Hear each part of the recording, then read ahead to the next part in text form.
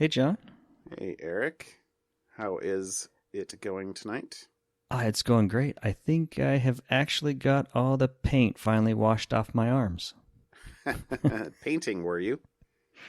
Yes, this weekend was painting, and it was painting I've been dreading because it's our front room, which is kind of like the fancy room, if you could call anything that we have fancy.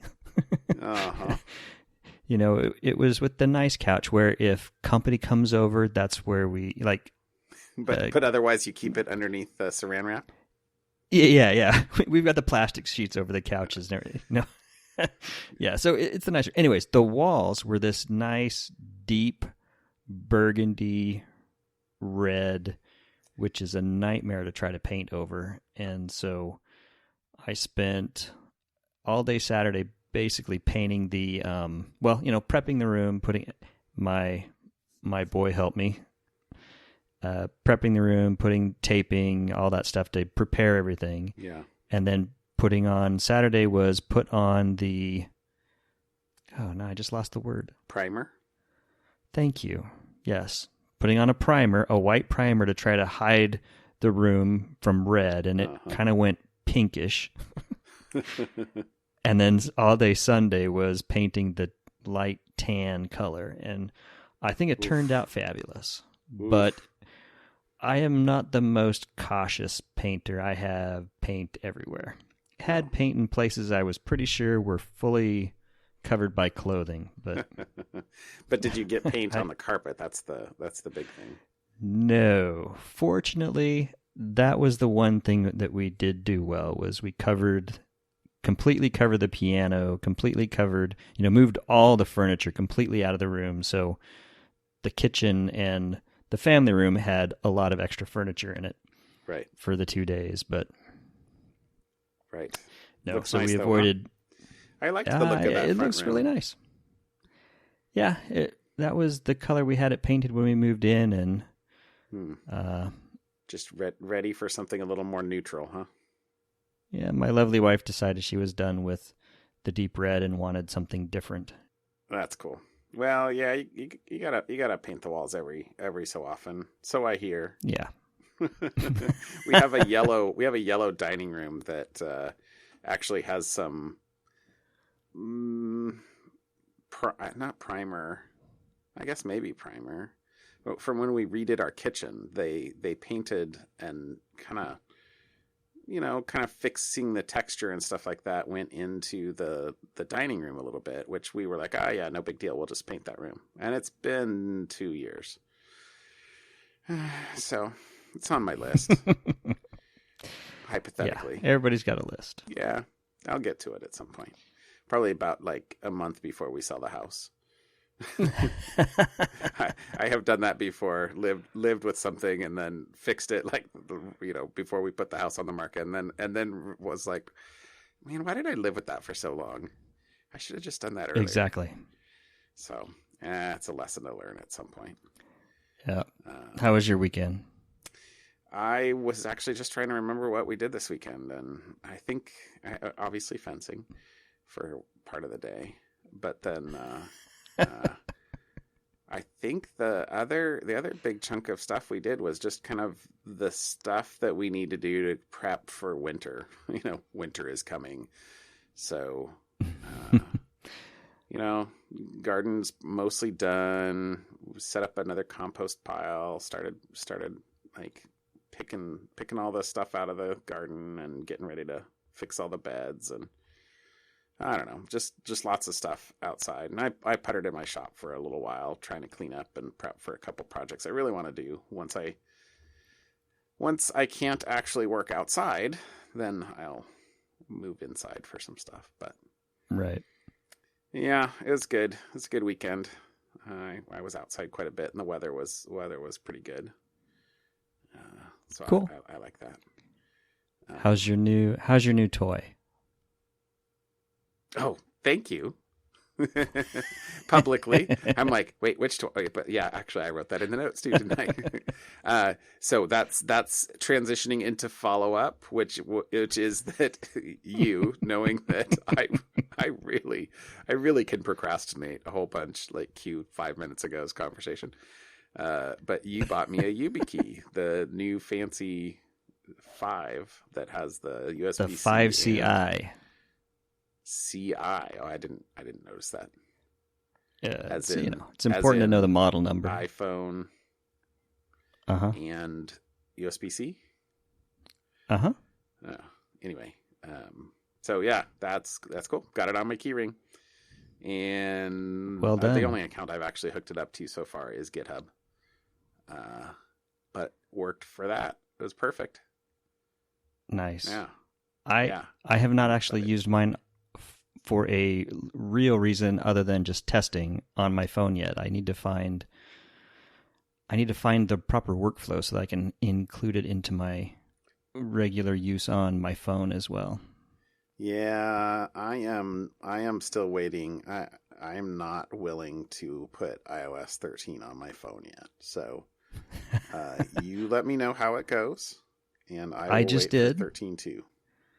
I put iOS 13 when it was 13.1.2, and it stayed 13.1.2 for, I think, a few days before I finally said, all right, let's try it. Because I got the YubiKey, I had to try it. Pragmatism lost to impatience. Impatience, exactly. Yeah. What could go so wrong? So far, not much. So far, I have not hit any big issues that have caused me to regret my decision to upgrade. Yeah. But I'm also treating it very gingerly. Yeah. There's a bunch of stuff about bugs in the mail app, which I use on my phone all the time, all day, most days. And is 13.1.2 where the Marco bug was fixed? Yes. Okay. Yeah. Oh, wait, no. It's 13. It's the next beta. I think it's the next beta. So he's just waiting for 13.2 beta is where the overcast bug is fixed, I think, if I remember correctly. Yeah. I don't know what happened. Being a developer, I'm not willing to throw stones too high or too heavy, but I will also try and exercise a little bit of patience and say, I've been using iOS 12 for a year. I can use it for another 2 weeks and it'll be fine. Yeah. Although I must say I think my new phone is on order, so I am excited for the upgrade. And when that happens, that will come with 13. So, right, that'll be what it'll be. Well, I not in the show notes, but I've been waiting all week to also ask and spring it on you to get a spontaneous answer. Oh, how's the new wallet? So far, so good. I'm Costanza-less. You're not missing the Costanza wallet. Huh? It is. Not yet? It is a little weird. That's just Portland. I know that. I know you have the nice big, the fancy wallet, but if I was gonna, okay, so I have had seriously that Costanza wallet in my pocket for years. Okay, happy. Ever since I've known you, I think. Yeah, and actually probably the same wallet. And probably a few receipts the same from 15 years ago. I have cleaned that wallet out at least twice since I've known you.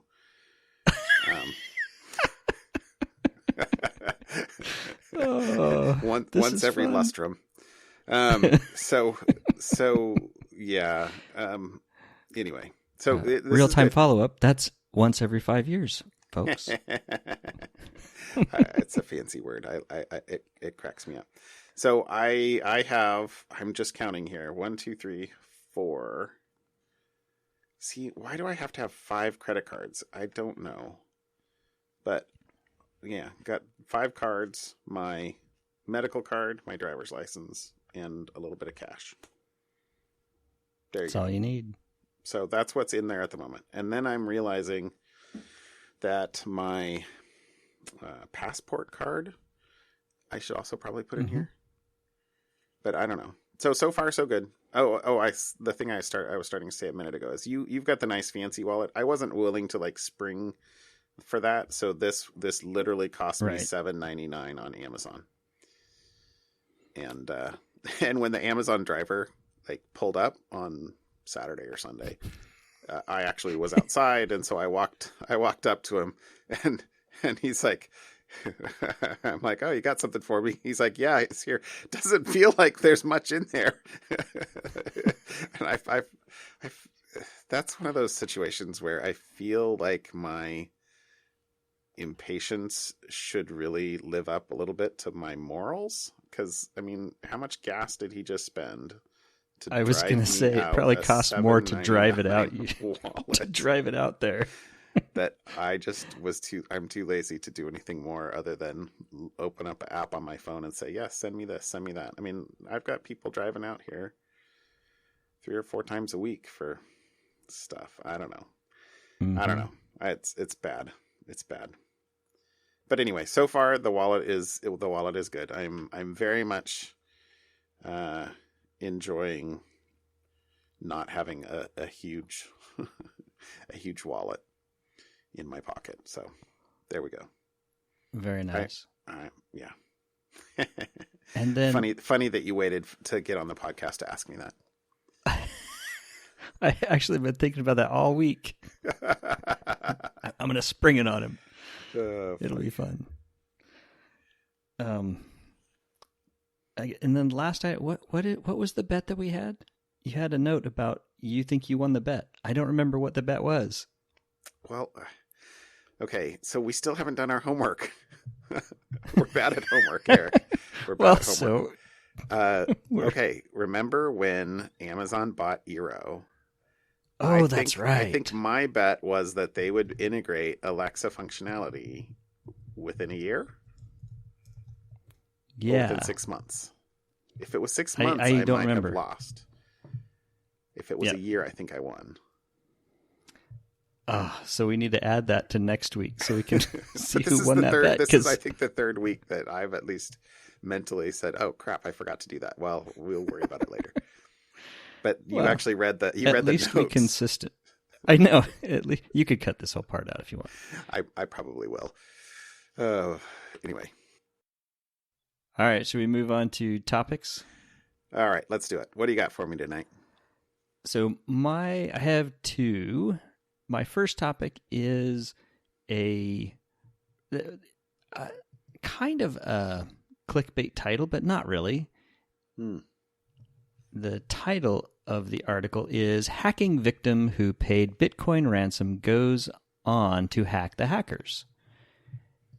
So basically what happened is a programmer, a German programmer, had a ransomware attack on some of his software, and it got hit, and he paid to get the decryption key, and then he went on to then go hack the criminal's database, and then released all the encryption keys from that database publicly on the internet and wrote a tool to do that. So technically that's illegal, right? to hack back in Germany and whatnot, but I doubt he will get in trouble for that. But this caught my eye for 2 reasons this week. So number 1, the ransomware was called the Moostic, and it has plagued QNAP NAS, network attached storage devices, since the end of September. So for a little while, not very long, but a little while now. And if I recall correctly, you run a QNAP, right? I do. I haven't noticed anything weird about it, though, but I don't expose it to the internet. I Right. use it for So nothing other than just a file system. So I would go double check and make sure or see how they're getting that. Well, yeah, I guess if you Yeah. have kids or someone maybe that happen to get phished and click something and then it's inside, even though you don't have it publicly facing the internet. Just a heads up. So that one caught my eye because I'm thinking, hey, John has one of these. Yeah. I'll have to check it out. Like I said, I haven't seen anything weird, and I do run my what's it called? Plex. My Plex server runs off of my QNAP. Yep. And we have watched movies since September. Right. So there you go. And then the second thing that caught my eye here is maybe I'll just do a nomoreransom.org plug. Mm-hmm. He released a tool. There's another company that also released a tool based on the keys that he had published. One of the things is, I don't know if you're aware, is your QNAP run ARM or Intel? I think, if I recall correctly, yours Mine's is an Intel one. Intel. I got the one that was a little more powerful. So this little decryption tool that was written doesn't work for ARM, just only Intel ones. Oh, yep. I'm actually looking at it right here. It has a Intel quad-core Intel Celeron. There you go. There we go. Anyway, so if you are someone who happens to get hit with ransomware and your files are unencrypted, go check out sites such as nomoreransom.org. I know our company is one of the sponsors of that. Google around. It's likely you'll be able to find some tools and maybe not have to pay for getting your files back. Right.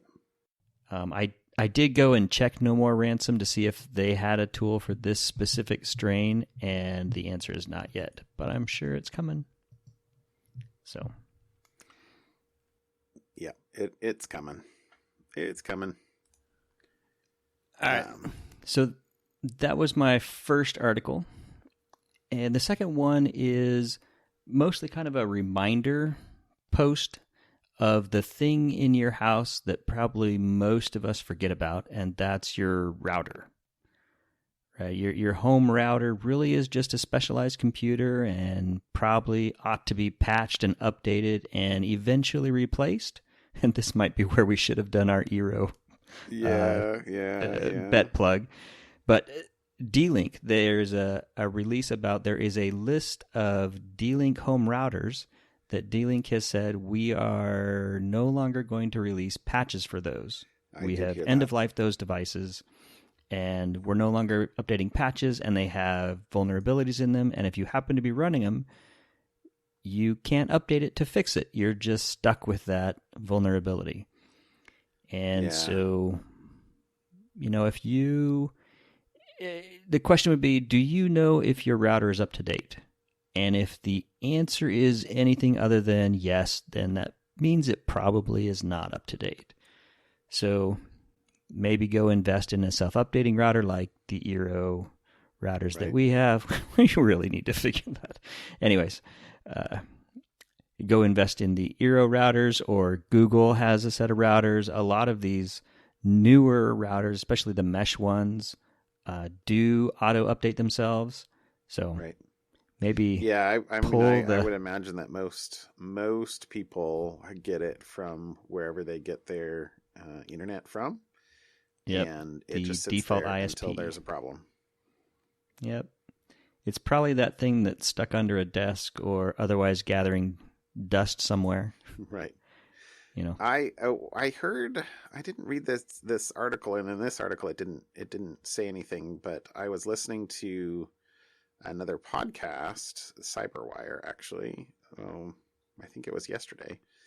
And they happened to mention the D-Link thing as well. But they also said that you can buy some of these routers still new in the box. So some of these things are still being sold today. Not Except necessarily that by you get it home, plug it in, and you can't get any updates. right. Please spend an extra $20 and buy a more up to date, updatable, and or auto updating router. Yeah. So just as important it is for those of you who update your phone every year or every 2 years.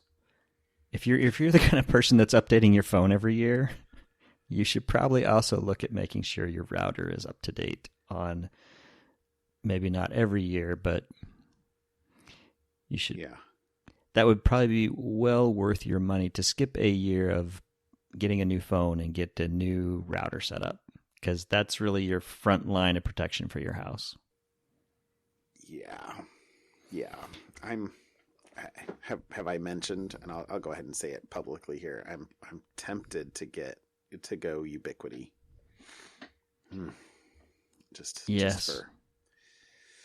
And I think, as I've mentioned, I would buy your old Eros off you, even though they're Amazonized. Ooh. You have mentioned that. All right. Okay. So many projects. Not to convince you to spend more money. Exactly. But... Exactly. All right. All right. Okay. I have actually 3-ish topics, but what? but two of them are not really. There's not much to discuss, but I did want to at least mention them. So the first one is not. It's not a U.S. story, and it's not even really. It's not even real. It's not computer security at all, but it's physical security. So I think there actually is an article linked in here, but I think it's from Japan. But the tweet that I'll post in here was all the info I have. But this was a stalker was arrested in Japan for assaulting they said it was an Idol star. So I assume that means American Idol, except in Japan. So Japan Idol. I don't know. But he figured out where she lived by examining the reflection of her surroundings in her eyeballs from photos that were posted online. So, oh my goodness! Famous person. I don't know if there was info in here about where the photos were posted, but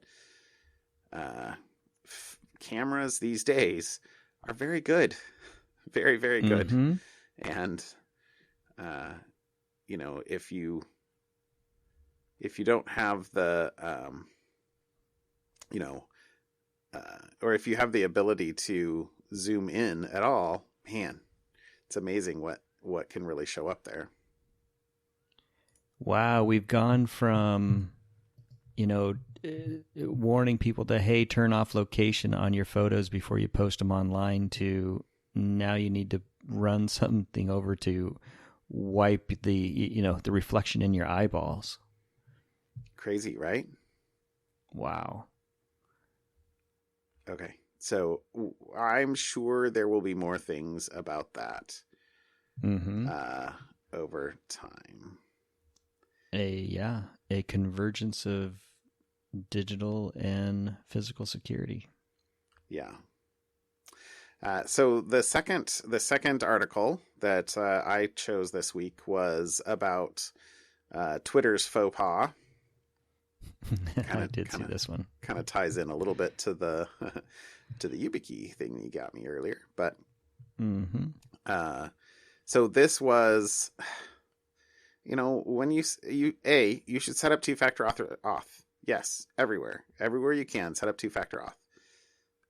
But in this case, if you, for your Twitter account, used your phone number so that they could SMS you for your second factor, Twitter, instead of using that phone number just for security purposes so that you should trust them to give it to them, they actually went ahead and allowed advertisers to match marketing lists against phone numbers and email addresses, so that your second factor that you gave them in in trust was used to target marketing towards you. So, Right. ugh, Boo. not, against terms of service, of course, but they apologized and have fixed it. They did not know how many people it affected, but one of the ways to prevent this kind of thing from happening in the future is to don't use a phone number for your second factor. Use an authenticator based or a hardware key or token based second factor. So, Facebook was caught doing the same thing earlier this year or late last year, and yep, Twitter's had a nice year, sarcastically speaking, with the list of items that was linked in the article said. So they've admitted to storing passwords in plain text, had a phone number leak, even though they knew about it for more than 2 years, and location data leak earlier this year. And then unrelated to their own service, but in a couple months ago, Jack Dorsey's account was taken over and a whole bunch of racist stuff was posted. And, he's the CEO of Twitter, right? He's and Square. Mm-hmm. Yeah. So that was my second one. My third article is about another data breach, but this was interesting to me in particular because one of our coworkers, Cedric, friend, and actually who guested for you last time you were gone, demoed something very similar and protections for the same, let's say, last week down at our customer conference in Vegas.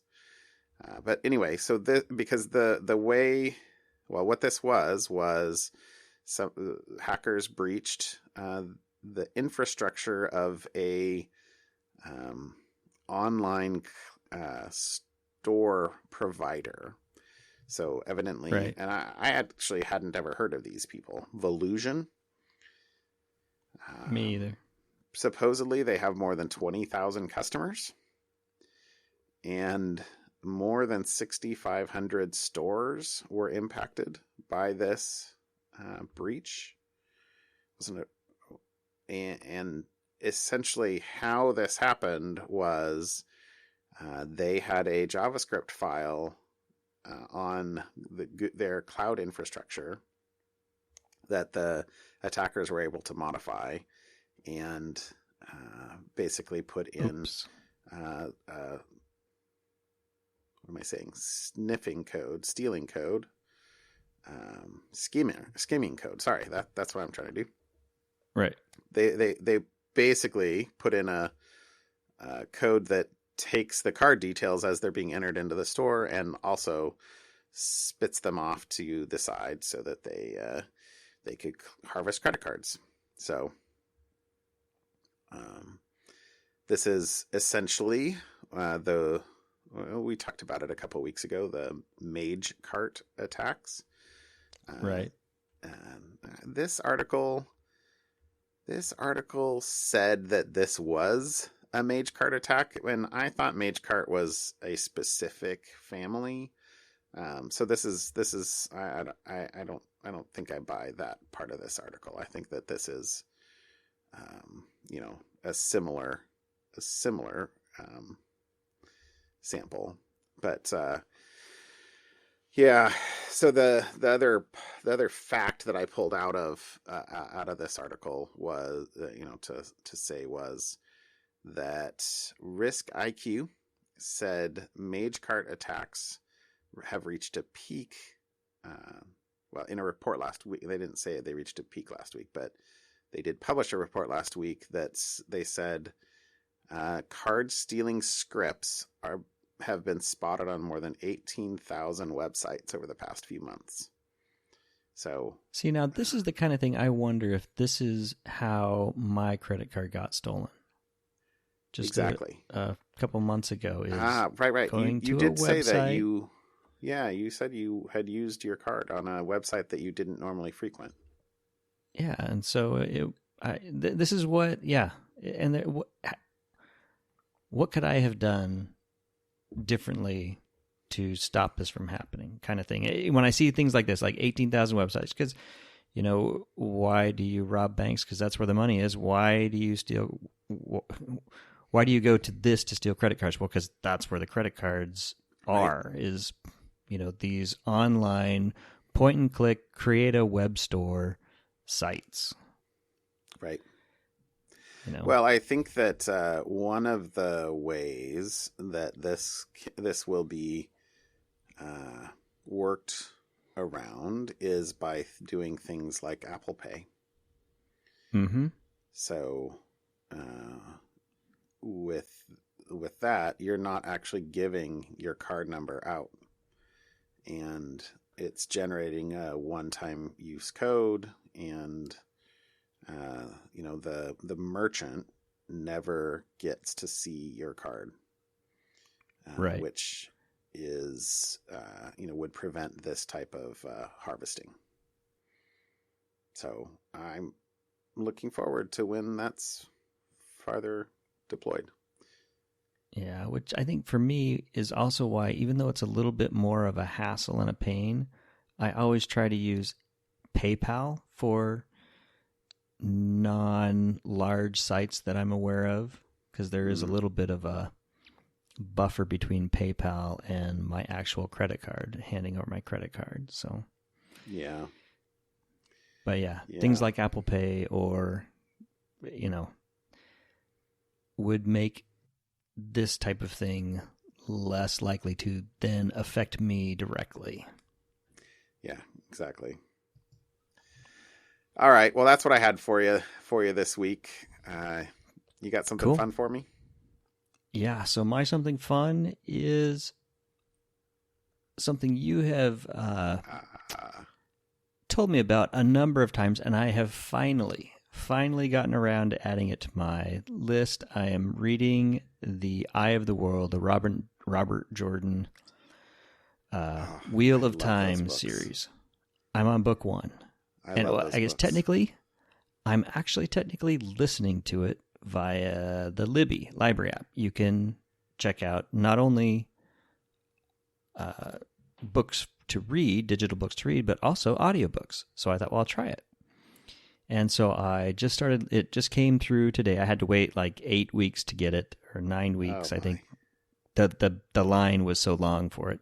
And I also put in a hold for the book, and I still have 2 weeks, approximately 2 weeks left to get that one. I have that both hardback and paperback. If you have a I know trouble getting it. but okay, so I have to ask a question though. That's a long book. How long do you get to check it out with Libby?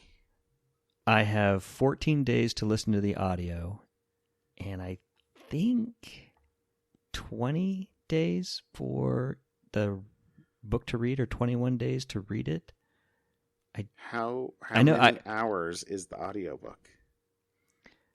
I haven't looked. I think 53? No. I don't know. I have no idea. I just hit play. It would not surprise me if it's more than 50 hours. Okay. So trying to fit 50 hours of listening into 2 weeks is what doesn't really compute to me for for renting those books on tape from the library. No, they're not books on tape, but so I'll be curious to hear how that goes for you, because so I have only attempted listening to a full on book. Well, my wife used to get when we go on long road trips. Those are the only times I've ever tried to listen to books on. I call it books on tape, but audiobooks. Books on CD, yeah.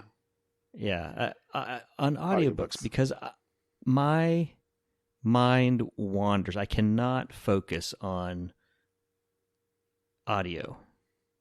So, and even just today, I had it on the road into the office and the trip home from the office. I kept finding myself having to hit the rewind button because I'm like, I had lost the last 2 minutes because my mind went a different direction. So I don't know if I'm going to actually be successful even in the first place of listening to this audiobook. I may end up just getting the book to read when it comes through, the hold comes through in a couple weeks. But I figured I'd try the audiobook. Okay. So far, not very successful. I'm going to keep trying because I know you do a lot of audiobooks. I do a lot of audiobooks. I do love them. But I'm going to keep trying. But anyways, but that's actually not my something fun. My something fun is actually not necessarily fun, but it's a tie-in. So just a heads up. And I saw this in our local paper here in Oregon, an opinion column from the Multnomah Library, that's the Portland Library system, about publishers who are trying to block your access to ebooks at local libraries. So with the Libby app, and I think there's other apps, you can check out ebooks. And then you can actually check the ebook out and push it to your Kindle, have it appear on your Kindle, and use the Kindle reading library. So Macmillan Publishers is trying to announcing an 8-week embargo for new ebooks, specifically only for libraries. And libraries pay the list price of a book that you can get digitally from wherever is like $20. If a library wants to buy that same book, they have to pay 3 or 4 times the list price already.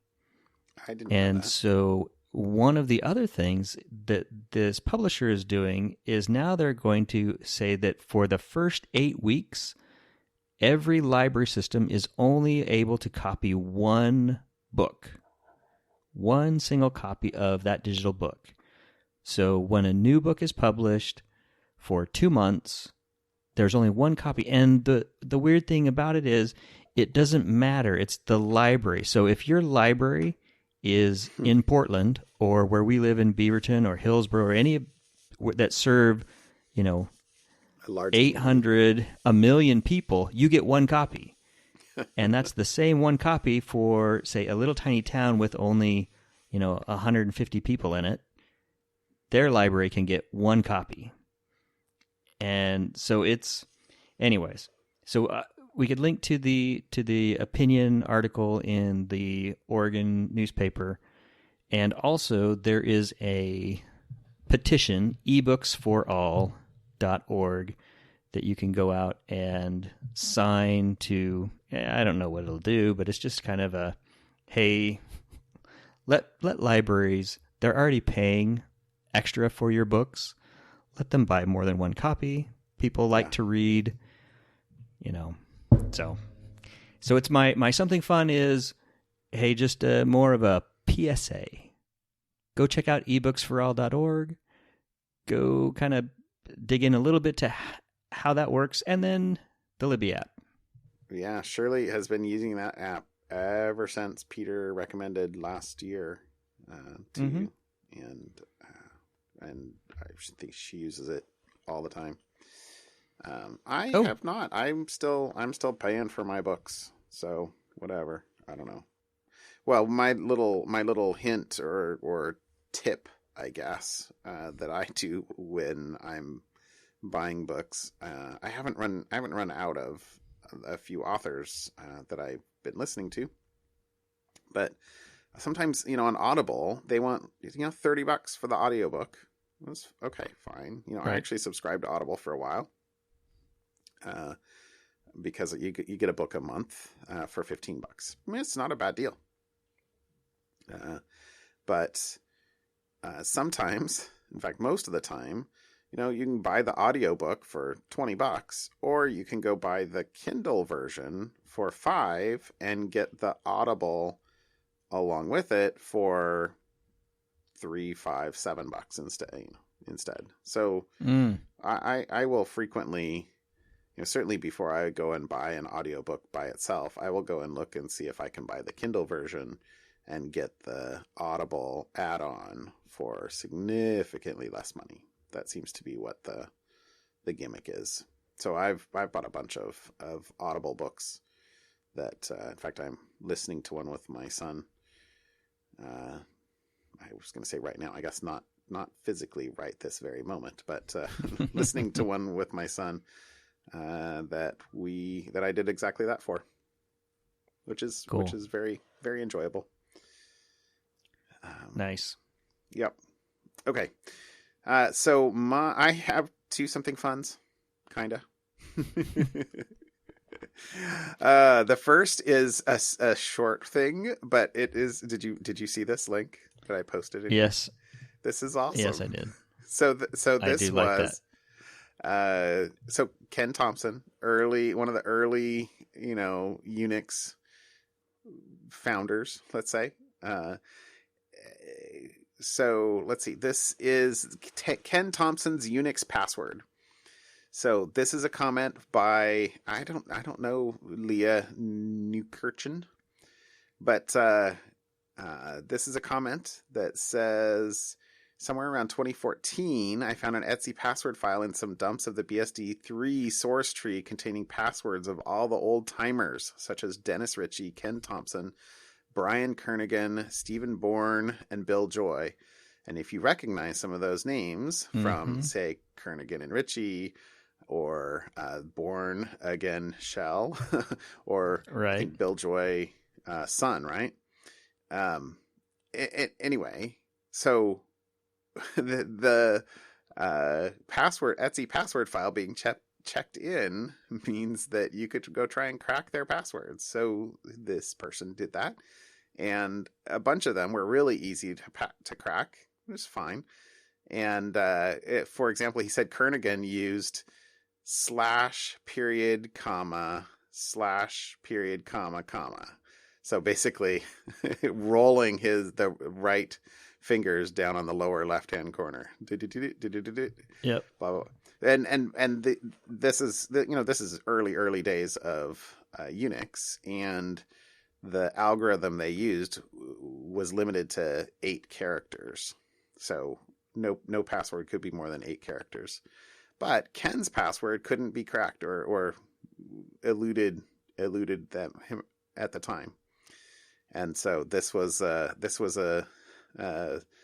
somebody cracked it and found out what it was. Took 4 days on a AMD Radeon Vega 64 running Hashcat at 930 million hashes per second. So basically trying to brute force this. Right. And it found his password, which was basically a chess move, which I don't know. So I guess I don't know what P/Q2 is, probably queen 2 to queen 4. Right, something like that. I don't know chess notation, but evidently Ken Thompson's has a background in computer chess, and his password was essentially a chess move. So even pawn back in something, queen 2. I bet you P is pawn. Yeah. I don't know the notation either, but yeah, so that's probably pawn from queen 2 to queen 4. Right. Yeah. Anyway, I thought that was cool.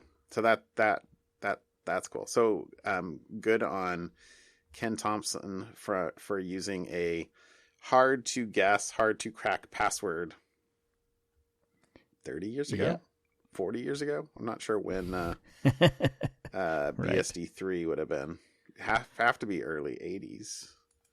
So anyway, yeah. I thought that was cool. Yep. Okay. Very cool. And this did you read the second file? This did not read it. I saw the headline. Absolutely crazy sauce. So I'm not sure this could be something fun, but I saw this link. I actually read this article. I read it while I was sitting in the back of one of my son's classes the other night. And I was reading this going, this is insane. I don't understand. No way. So read this. I don't know, conspiracy theory or what, but this is claims by the Navy's Advanced Aerospace Tech for some patent filings for basically just trolling. It's got to be a troll, right? I'm looking through it now. So this is like a room temperature superconductor, and for a high energy craft that could move in both space and water at super speeds by and basically the patent office, the reason why this is so crazy, and this article is insanely long, but the reason why this is so crazy is the patent office basically declined or denied these patents because it said that sorry, I don't have the text in front of me, but it basically said that these are things that the scientific community says are impossible. And so the Naval Air Warfare Center's Aircraft Division patent attorney and Chief Technology Officer James Sheehy send signed letters under oath saying that asserting that these inventions are not only enabled, meaning that they're close to, they're possible or feasible, but they're operable, meaning that they have been implemented. So which is insane. So there's a whole bunch of info in here, and if you could do this, why would you patent this? This is not something that you need to. This is like it's got to be like troll. Trade so that's secret one of the. If it's that's actually one of the functional. If you read that's all the way down to the trolling. bottom, they're interviewing some physicists who basically are like, no, this can't be real, and that. Let me see if I can pull up one of the things down here. Oh, I can't find it in time, but there was something, it's basically like, are we trying to cause other countries to basically doubt what's possible and what we've got? And so, yeah, because this is just wild conspiracy theory. It was just a crazy article. It was linked by somebody in the security industry that I follow on Twitter, and I read it. I'm just like, this is insane. My favorite quote here is, as another physicist I spoke with put it, this bears no more resemblance to quantum physics as I understand it than it does the Force from Star Wars. Right. So, yeah. Oh. Yeah. Oh, yeah, here we go. Goodness. It's possible that these patents are part of some ongoing information campaign designed to make America's competitors question what types of black budget research is currently underway. Yeah. There seems like there'd be different ways to leak that. Yeah. Right. I think the physicist, one of the physicist's comments was, these patents signified, quote, nothing more than an illustration of the need for transparency and peer review, but that even with such niceties, nonsense gets funded. But nonsense seems an especially hardy perennial in hierarchical, closed, and secretive organizations. Oh, anyway, so nice. This is fun. Okay. Anyway, with that, you can you can go to bed with a laugh and a smile on your face. That's awesome. All right. Call it a show. Yep. Have a good night, John. Talk to you tomorrow. All right. Talk to you later. Bye. Bye.